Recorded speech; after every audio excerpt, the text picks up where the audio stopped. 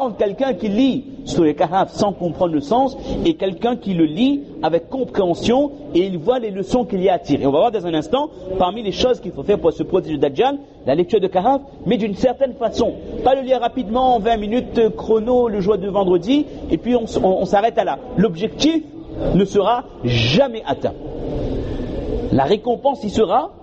La récompense de lire le Suratul Kahf le vendredi, on l'aura, mais l'objectif recherché, un des objectifs recherchés par la lecture de cette sourate le jour du vendredi, ne sera jamais accompli parce qu'on l'aura lu sans comprendre le sens du sourate, et on va voir ça dans un instant. Donc la deuxième chose, c'est la science religieuse, et plus précisément, tous les détails concernant cet homme. Troisièmement, développer le aqidah sahiha, développer la croyance qui est saine et qui est pure, le dogme, les croyances islamiques. Et quelqu'un qui a la véritable conviction, confiance en Allah subhanahu wa ta'ala, qui sait que c'est Allah qui donne la vie, Allah qui donne la mort, toutes les aqidah qu'on doit développer, la personne ne laissera pas prendre par les pieds de Shaitan. C'est exactement comme si qu'une personne, dans un moment de faiblesse, ou alors par égarement, quelqu'un était consulté un devin, un sorcier, quelqu'un qui dit l'avenir, etc., etc.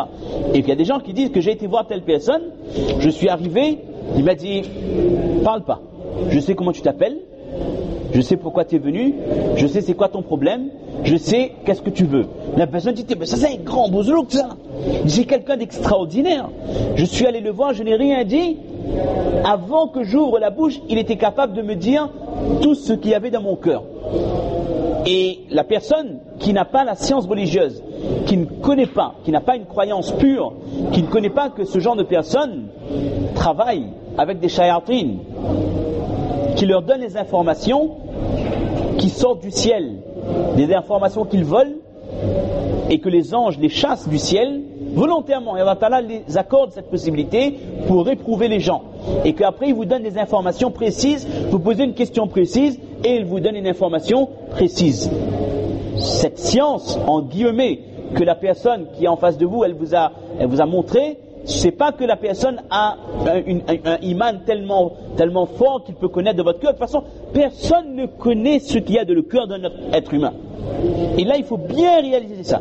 Il y a des gens qui prétendent, moi j'ai rencontré des gens qui m'ont dit que toi, mashallah, il y a telle chose dans ton cœur, c'est bien. Et quelques années après, je me vois dire, aïe aïe aïe, c'est plus bon là, il y a telle chose. Au nom de quoi? Des gens qui prétendent savoir ce qu'il y a dans les cœurs. Ça, aucun être humain n'est capable de juger son prochain et de dire ce qu'il y a dans les cœurs. Car même notre prophète sallallahu alayhi wa sallam avait parfois en face de lui des hypocrites et il ne savait pas que c'était des hypocrites. Si le plus grand des hommes, le meilleur des hommes, ne savait pas ce qu'il y avait dans le cœur des êtres humains, comment quelqu'un au XXe siècle ici peut dire que lui il a un pouvoir qui le permet de connaître ce qu'il y a dans le cœur des gens qui sont en face de lui? Ça c'est contraire au aqidah sahiha. Et celui qui a des défauts dans sa croyance, c'est son iman qui est en jeu. Si j'ai des défauts dans ma salat, je ne sais pas comment faire un sijda de sahou, ou je ne sais pas comment faire un sijda de tilawa, c'est pas un gros problème. Mais si dans ma foi, dans ma croyance, dans ma aqidah, il y a des manquements, c'est mon iman qui est en danger. Donc, comment on est arrivé là? Oui, donc celui qui connaît, qui a la croyance saine, il va savoir que comment la personne a les informations. Et donc pareil, il va voir que tout ce que cette personne fait, ce sont des pouvoirs qu'Allah lui a accordés temporairement. Certaines choses, c'est des pouvoirs qu'Allah lui a accordés temporairement. Et comme on a vu avant, dans certains cas de figure, il se fait aider par des shayatines.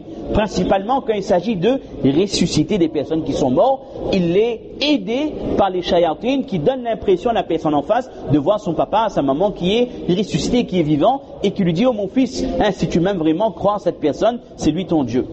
Si tu crois en lui, c'est lui ton Dieu, et tu auras le succès, tu seras dans la vérité. Ça, ce sont les shayatines. Parce que comprenez que le travail de Shaitan et le travail de Dajjal, ça va dans un même sens. Ils ont la même mission, ils ont le même objectif. Donc ça fait 3 points. 4e point, connaître les sifat d'Allah, connaître les qualités d'Allah, afin qu'on comprenne comment sont les sifat d'Allah Azza wa Jal, les qualités d'Allah, les attributs d'Allah, et comment sont les, en guillemets, ce que Dajjal prétend faire. pour qu'on voit vraiment quelle est la différence entre quelque chose qui vient d'Allah, quelque chose de pur, un miracle qui vient d'Allah, et quelque chose qui a été donné dans le but de détourner les gens du droit chemin. Et enfin, 5e point, ça rejoint un petit peu la science religieuse, c'est connaître la description physique précise de Dajjal. Savoir exactement que notre prophète alayhi salatu wassalam dit que Dajjal est borgne, un côté de son œil est poché, est fermé, et l'autre côté, l'orbite, l'œil sort de son orbite, donc les deux yeux sont anormaux, les deux yeux. C'est pas uniquement un côté, il y a un côté qui est fermé, mais un côté qui ressort de manière anormale. D'accord? Savoir également qu'est-ce qui sera écrit sur son front, etc., etc. Être conscient qu'il aura une vie d'être humain et au début il va inviter vers des bonnes choses, jusqu'à peu à peu inviter vers la prophétie et ensuite inviter vers le culte qu'on le considère comme un dieu. C'est pour ça qu'il y a des gens parfois qui se trompent. Ils disent qu'il y a un politicien dans tel pays, il a un œil comme ça, donc c'est le Dajjal. Non. Est-ce qu'il a invité les gens vers l'islam? Est-ce qu'il a invité à un moment donné les gens vers la prophétie en disant que c'est lui le prophète? Non. Donc tant qu'il n'y a pas ces étapes, c'est pas lui Ad-Dajjal. Et puis ça nous évite également de tomber dans certains pièges. Il y a parfois même des savants, ils vont un petit peu loin dans les interprétations. Ils vont dire que Dajjal c'est la télévision, parce que c'est un écran. On avait déjà dit ça au début, ou c'est telle chose. Ils voient que des métaphores, que des interprétations, alors qu'il faut rester accroché, il faut rester le plus proche possible des textes, des paroles du prophète sallallahu alayhi wa sallam. Donc ça c'est des moyens pour se protéger de Dajjal de manière générale. Renforcer sa foi, développer son aqidah, avoir la science religieuse, connaître les vrais attributs, les qualités d'Allah, pour comprendre que ces choses-là, ces faux attributs sont temporaires et souvent sataniques, et connaître la description physique de Dajjal. Ça nous fait 5 points qu'un musulman doit développer, mais ça c'est d'une manière générale. Maintenant, il y a des choses beaucoup plus précises, il y a des choses beaucoup plus techniques. Premièrement, al-isti'adha, demander protection à Allah Azza wa Jal contre la fitna de Dajjal, mais d'une manière précise, avec une formule que le prophète sallallahu alayhi wa sallam a enseignée à ses sahaba. Et le prophète alayhi salatu wa sallam, hadith de Abu Huraira radiyallahu anhu dit que قال النبي صلى الله عليه وسلم, Rasul a dit إذا فرغ أحدكم من التشهد الأخير, quand l'un d'entre vous a complété le tashahhud, فليتعوذ بالله من 4, qu'il demande protection à Allah Azza wa Jal contre 4 choses.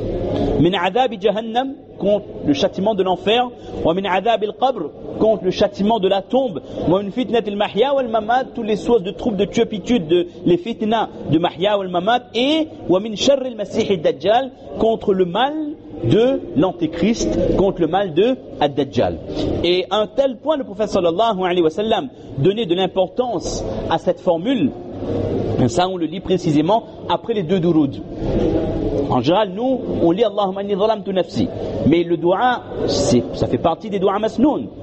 Allahumma inni zalamtu nafsi zulman kathira. Mais parmi les doigts également qui existent, c'est Allahumma inni a'udhu bika min adhab al-qabr, min fitnat al-mahya wal-mamat, min fitnat al-masih ad-dajjal. D'accord? Et Sahaba dit que kana yu'allimuhum hadha ad-du'a kama yu'allimuhum suratan min al-Qur'an. Il dit que le prophète sallallahu nous enseigne ce doigt exactement comme il nous enseignait les sourates du Coran. C'est-à-dire que pour les Sahaba, connaître ce doigt c'était presque une obligation. Et à un tel point qu'il y avait certains grands muhaddithines comme Taous. Taous, il fait partie des grands tabi'in. C'est-à-dire des gens qui ont vu les Sahaba radiyallahu anhum ajma'in. Dit que Taous, il avait l'habitude d'ordonner son fils de lire ce doigt à la fin de la salat. Et si son fils ne le lisait pas, il l'ordonnait de recommencer la salat. C'est presque comme si qu'il considérait ce doigt comme étant wajib. Imam Nawawi rahimahullah dit que en fait ce doigt il est sunnah. Ça fait partie des sunnah dans la salat, mais les Sahaba radiyallahu anhum ajma'in, ils accordaient une importance particulière à la lecture de ce doigt, parce que si le musulman dans chaque salat, que ce soit une prière obligatoire, nafil, sunnah ou witr, il lit ce doigt, imaginez le nombre de fois qu'il va le lire par jour, en plus des 5 prières quotidiennes. Et quand on lit un doigt, c'est quoi? C'est on demande à Allah. Un doigt, c'est demander, un isti'adha, c'est demander à Allah protection contre quelque chose. Si je demande à Allah protection contre Dajjal 15 fois par jour, ben Inch'Allah, Allah Ta'ala exaucera ce doigt. Et si je le fais tous les jours, toute ma vie, Allah Ta'ala me protégera réellement contre le fitna de Ad-Dajjal. Et lorsqu'on voit que ce doigt-là, il est tellement important que certains le considèrent même comme étant obligatoire dans la salat, mais le vrai masla, c'est qu'il est sunnah. Hein, et ça nous fait comprendre qu'il y a peu de personnes qui connaissent ce doigt. Ce qu'on a toujours appris, c'est tashahhud at-tahiyyatu lillah, Allahumma salli ala Muhammad, Allahumma barik ala Muhammad, et ensuite Allahumma inni zalamtu nafsi. Ou certains lisent Rabbana, d'accord? Mais ce doigt, Allahumma inni a'udhuka min adhab al-qabr, Allahumma inni a'udhuka min adhab jahannam, min adhab al-qabr, min fitnat al-mahya wal mamat, min fitnat al-masih ad-dajjal. Ce doigt-là, il est extrêmement important de l'apprendre par cœur et de le lire régulièrement dans les tashahhud. Ça nous permet de nous remettre un petit peu en question. Notre pratique du din, il ne faut pas croire qu'on est complet.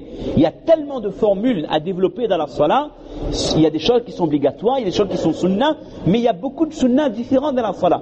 Par exemple, le sijda de ruku', nous on se limite à le ruku' subhan rabbiyal azim, le sijda subhan rabbiyal a'la. Et il y a d'autres tasbihat qu'on peut lire, bon, dans les prières obligatoires, derrière l'imam, on n'a pas le temps, mais quand on fait le tahajjud, pour ceux qui le font, alhamdulillah, ou le shuruq, ou le salat al-duha, les autres prières qui sont nafil, c'est l'occasion de lire d'autres louanges d'Allah Azza wa Jal pour casser un petit peu la routine et pour renforcer le iman. Il est important de varier les formules de prière pour changer un peu, pour pas que ce soit une routine, et en lisant avec compréhension bien sûr, pour qu'on sente la grandeur d'Allah quand on est dans la position du sijda. Donc ça c'est la première chose, demander protection à Allah contre le fitna de Ad-Dajjal. Également, une fois, Aïcha radiallahu anha, elle dit qu'il y avait une femme juive qui est venue voir le prophète sallallahu, qui est venue la voir à sa maison, et elle a demandé At'imouni, a'adhakumullahu min fitnati dajjal, min fitnati adhab al-qabr. Il y a une yahoudia, une femme juive qui vient voir Aïcha radiallahu anha chez elle, dit que donnez-moi quelque chose à manger et Allah ta'ala vous protégera. Elle fait un doigt. Allah ta'ala vous protégera contre les châtiments de la tombe, les fitnas de la tombe et contre les fitnas de Ad-Dajjal. Et là, Aïcha radiallahu anha, elle a entendu ça et elle était étonnée. Et elle a dit qu'elle a essayé de retenir cette vieille dame aussi longtemps que possible jusqu'à l'arrivée du prophète sallallahu alayhi wa sallam. Elle a dit, Ya Rasulallah, ma taqulu hadhihi al-yahudiyya, au prophète d'Allah, qu'est-ce qu'elle dit cette femme juive? C'est quoi ce doua qu'elle vient de faire? Wa ma taqulu, et bon, ça m'a demandé à cette dame de répéter. Et là, elle a dit que a'adhakumullahu min fitnati dajjal ou min fitnati adhab al-qabr. Et Aïcha a dit que, et le prophète sallam s'est mis debout immédiatement, farafa'a yadayhi maddan yasta'idhu billahi min fitnati dajjal ou min fitnati adhab al-qabr. Le prophète sallam s'est levé immédiatement, il a levé ses deux mains et dit, oh Allah, protège-nous réellement contre les supplices de la tombe et contre les fitnas de Ad-Dajjal. Et là, le prophète sallam a expliqué que le fitna de Dajjal, sachez que il n'y a pas eu un prophète qui a mis en garde sa communauté contre ça, et moi je suis le prophète qui a le plus mis en garde, qui a le plus donné des informations à sa communauté concernant les fitnas de Dajjal et la description de Ad-Dajjal. Donc là on voit que même chez les Yahouds, chez les Juifs, ils connaissaient